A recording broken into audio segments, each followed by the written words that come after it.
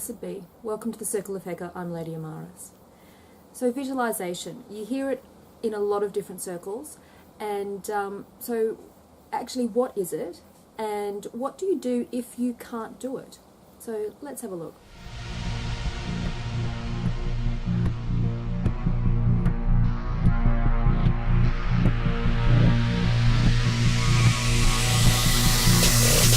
So visualization can mean a few different things to different people.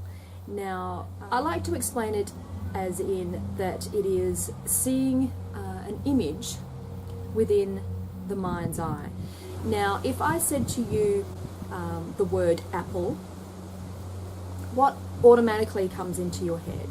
What's the first thing that you see? Okay, is it this? It could be this, but for the majority of people, it would be this. Or maybe if you're moving a bit further, then maybe this. So you saw the image of the apple in your mind's eye. You didn't see it as a physical thing. It wasn't like a picture on a TV screen. It wasn't that detailed, that visceral. Now, not to say that people don't visualize in that way, and people aren't able to practice and train themselves to visualize in that way. And when it comes to doing works of magic, that is kind of what you are aiming for. Being able to visualize to the point where you can physically see it with your physical eyes, and that's where you're heading towards. You're heading towards being able to visualize in such a manner that it's almost like you can reach out, pluck it, and eat it, because you have gotten to that space where your visualization has now become a manifestation. And that takes practice and time. But for the majority of people, you would have seen an apple in your mind's eye. That adding in your five senses is something that's going to make that visualization more. It takes it away from being something that's two-dimensional, saying in the visual sense, to something that is three-dimensional, working on four-dimensional. So you add in, so you see what it looks like. So again, we'll work on the apple. You look at the apple. You find out, is it a red apple? Is it a green apple? Is there a bite mark taken out? Is there a little bit of brownishness on it? Is the stalk still in there? All of those sorts of things. Then you will start to look around the apple. So it's not just a two-dimensional picture. It's not just like a drawing on a piece of paper. You actually physically then visualize looking around and seeing it as a three-dimensional object. Then you would add on things like, okay, if I took a bite out of it, what would it taste like? Would it be crisp? Would it be a little bit kind of, those ones that have been maybe in the fridge for a while and they're not quite right. When you take a bite, is it clean, crisp and white, or is there a little bit of a brownishness to it?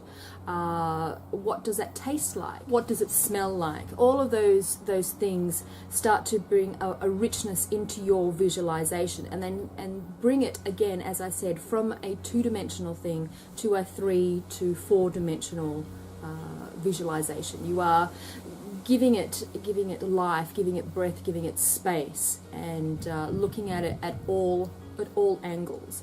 So it's not just the bit that you can see at the front, and that two-dimensional object that if there was a stiff wind that it would just blow away and wouldn't amount to anything. So giving your visualizations a life, making them real, making them whole. So this is how telepathy works. It is the projection of images and feelings from one mind to another. And there's those Zener cards that you can get with the squares and the wiggly lines and the cross and whatnot, that you can practice, and you can have a little bit of fun sending images to one another in a little controlled experiment of your own. But that's kind of something that's a little bit maybe for another video.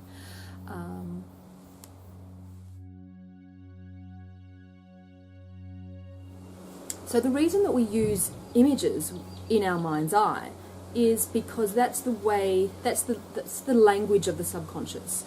It is the way the subconscious works. The conscious mind is all the things that you are currently thinking of. It's what you're using right now to, I hope so, to watch this video. You are using your conscious mind. It's the things that you're aware of straight away, the things that you are aware of in this immediate time. Now, when it comes to your subconscious mind is all the things that are going on in the background. So the subconscious mind is the storehouse of all your information, everything that you've ever learned, everything you've ever seen, read, whatever it is that big library of everything, every experience that you've ever had is stored in your subconscious.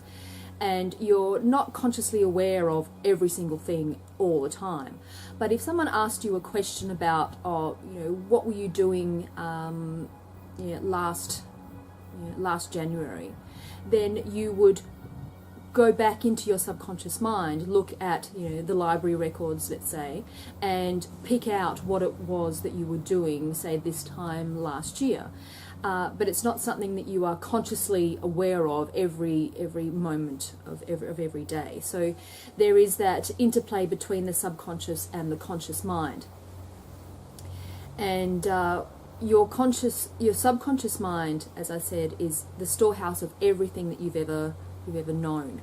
It's also where things happen in the background. Your subconscious mind also works with things like digestion, your heartbeat, all of those functions within your body is controlled by your subconscious mind. It's not something that you have to consciously think about. You just think how time consuming it would be in the day to think, all right, heart, beat,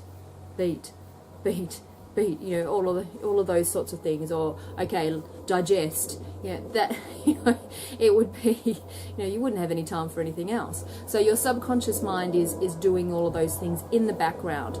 Think about it as maybe like a computer program that has been written to work in the background all the time, and you don't have to worry about it. So some kind of search function that works all the time, or your graphics card or whatever it is that's working all the time, but you don't have to consciously keep doing something to make it work.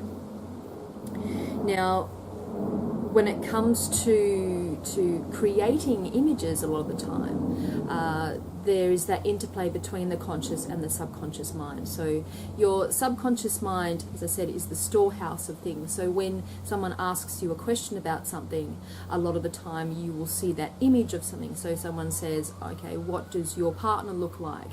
And you will bring up that image of your partner from your subconscious.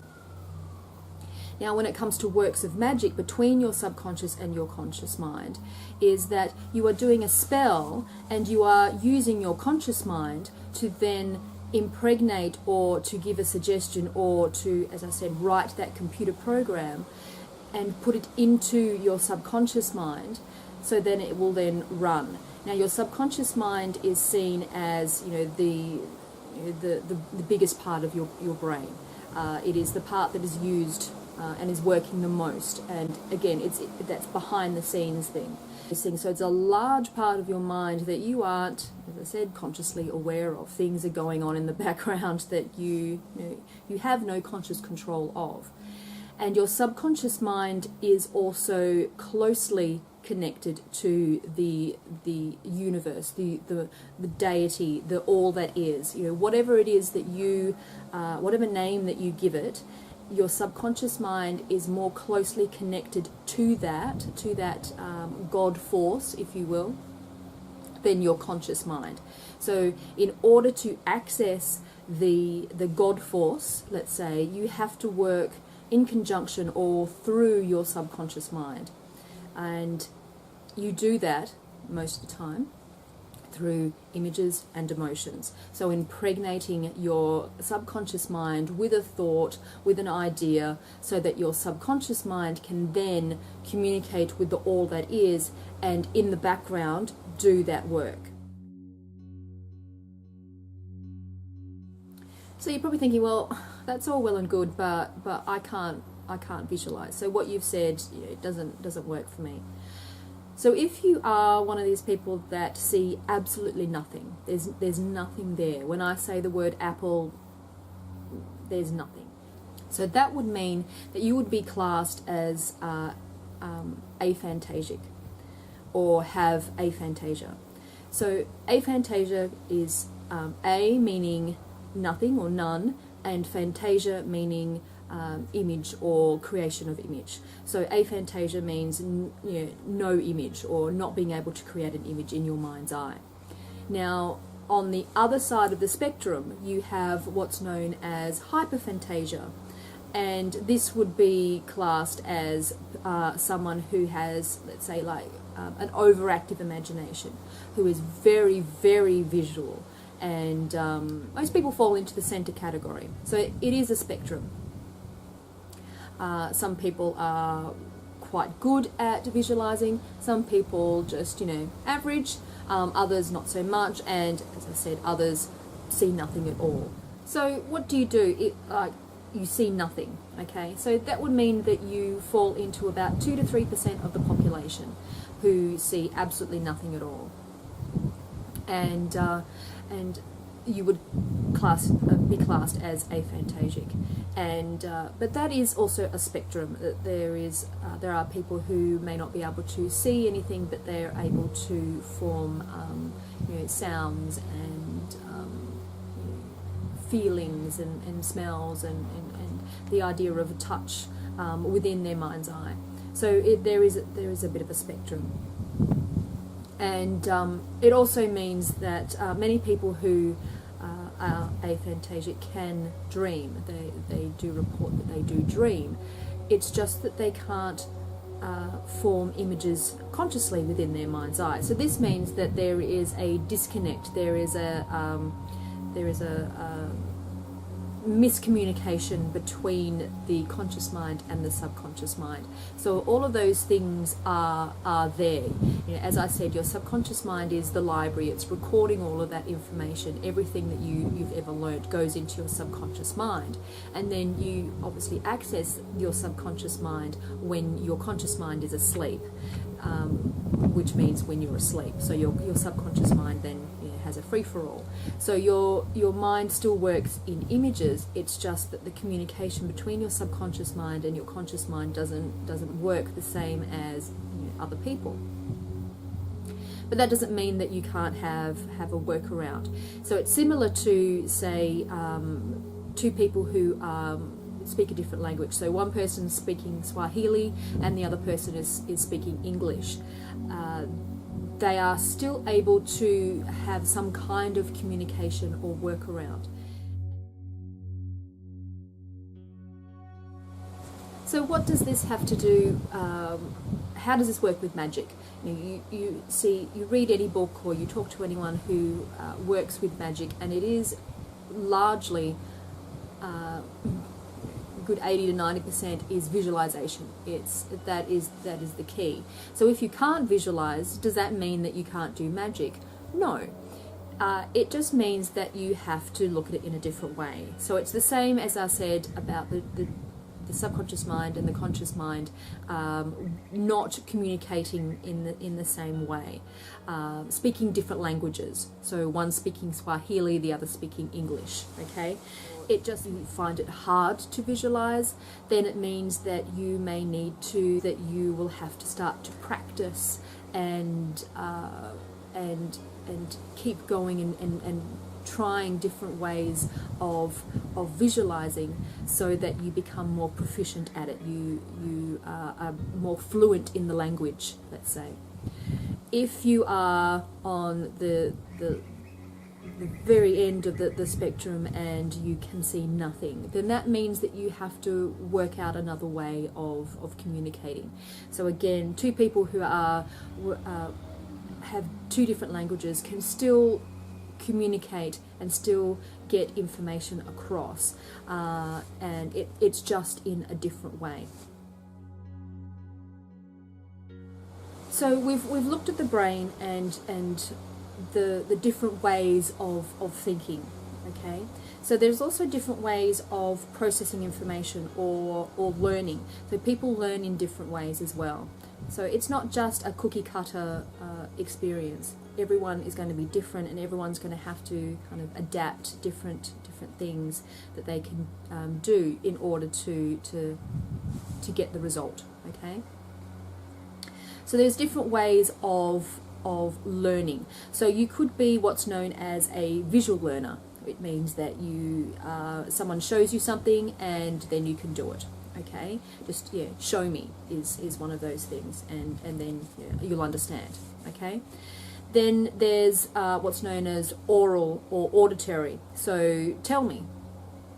Okay, so someone just speaks about it, and then someone understands that concept. We have verbal or linguistic. Now this goes into more people reading like a textbook, and then they'll be able to understand the information. Okay, and then we have the kinesthetic or physical learning. So someone who actually has to get in there, get their hands dirty, has to actually do it, and then they start to understand. Okay, so those are the different modes, and people will not just be one. They'll lean more heavily on one than the other, but a lot of the time it'll be like tell me and show me, or read it and do it, and then you'll understand that sort of thing.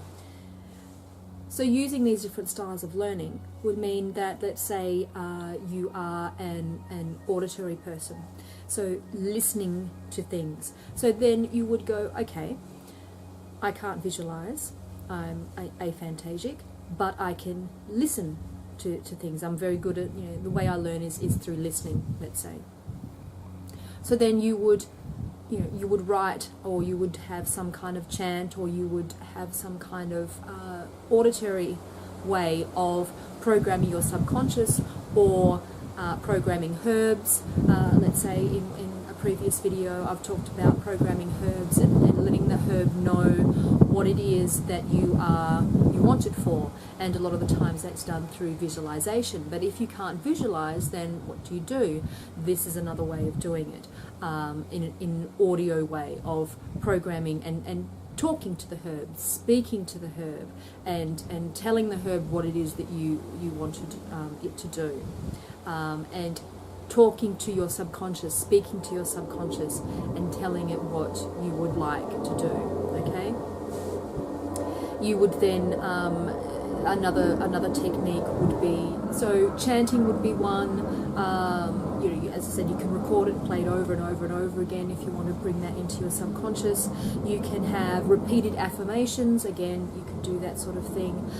You could have a manifestation book that you have consecrated and charged, and in that manifestation book you would write down everything to do with that manifestation. You would describe using descriptive language and put it into that manifestation book, because even though you are not able to use images to talk to your subconscious mind, as I said, everything that you see, hear, taste, touch, everything that you experience goes into your subconscious mind. So you are programming it, you're just doing it in a different way than is the norm, that is the usual.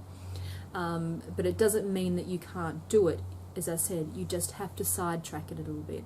So using this manifestation book, so it could be even if you are one of those people that need to write things down and read things, then this would be a perfect solution, because you could have your manifestation book and you could write it down. You could even do it as, it used to be a form of punishment. I'm not sure if it is now, but in school you had to write lines of, I will not talk in class again, or something like that. But you can use that in your spell work. You can have your chant, you can have your affirmation, you can have your statement of intent that you write over and over and over and over again, and it starts to impress upon your subconscious mind. If you're doing a spell, you would just chant over and over and over again that intent, and it will go into that the thing that you're trying to in charge. Lastly, I would suggest that you try sigil magic. Again, sigil magic is about impressing on the subconscious mind, about creating a symbol that you can then put into your subconscious mind. So a simple sigil creation, there's many videos online. I might do a video of it in the future, but then you look at that symbol and push energy into that symbol so that it impregnates onto your subconscious mind. And using sigil magic may be the way that works for you in being able to charge and to do spells. So if you're someone who's just maybe a little rusty with the visualizations, not too sure, you can see stuff, but practice. Okay, practice. Try looking at an image. Let's say use the example of the apple. Find a picture in a magazine or online or whatever, print it out, and look at that picture of the apple. Just look at every detail of that apple. Again, what color is it? Does it have any blemishes? All of those sorts of things. Just really look at that that picture until you know every single detail about that apple. Okay, then put it away, close your eyes, and then look at that apple again. So you already know what's in there. You just now have to start to recreate that apple in your mind's eye. Okay, and just take your time. It may be something that you'll have to do over a series of days or weeks. But keep at it until you can close your eyes and you can see that apple, how you visualize and how you feel, yes, that's right, I've got it, it's in my mind's eye, I can see it, I can feel it, I can touch it. And then you can move on to other things. But I would stay just on one visualization until you get that right. Then look at something else and just keep going with different images, just to even if it means just to get more images in your image bank of different things, so that you can draw on existing images if you find it hard to create something out of thin air, so to speak. If you can go on images that you've seen, and then you can pluck them out and kind of use a collage, so to speak, effect of previous images that you've found that are in your library, and then you're going to cut and paste them into your created scenario. So yeah, that's another way of doing it. But so again, if you're rusty and you're not good at it, just practice it. It'll happen. Not everyone, as I said, visualization is a spectrum. Some people are savants, some people can't do it at all. Most people sit in the middle ground, in the middle road of being able to visualize.